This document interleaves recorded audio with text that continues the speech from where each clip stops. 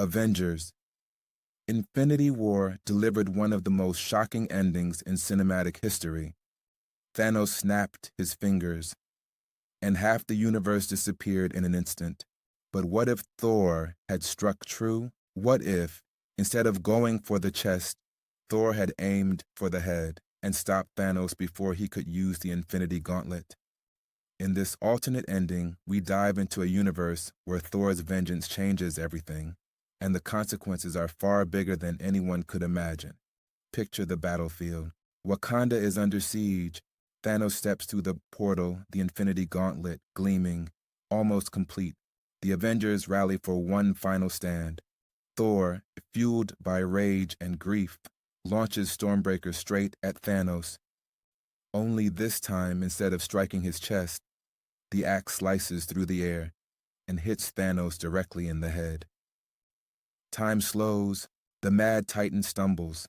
The gauntlet falls from his hand, powerless. Thor lands beside him, breathing heavily, as Thanos collapses to his knees, and then to the ground, dead. The snap never happens. The immediate aftermath, pure relief.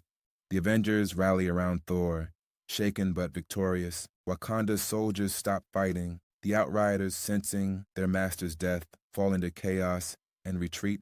Shuri succeeds in saving Vision, removing the Mind Stone without killing him.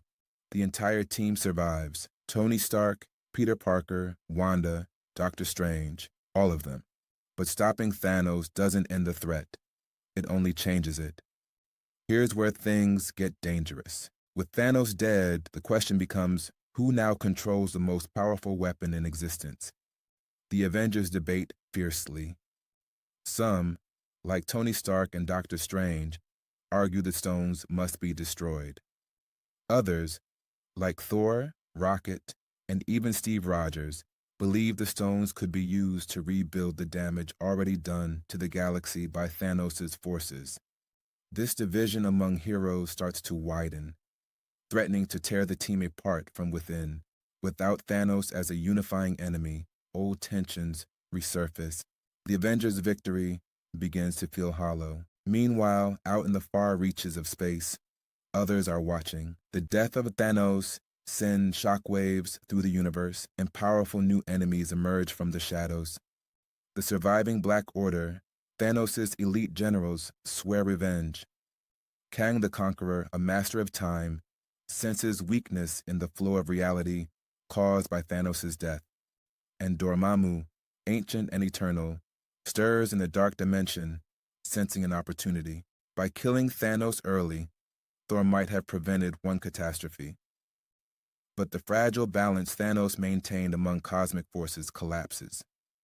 Worse yet, the Infinity Stones begin to react unpredictably. Without a conscious wielder like Thanos, the stones create ripples, time fractures, new universes spawn, and reality itself becomes unstable.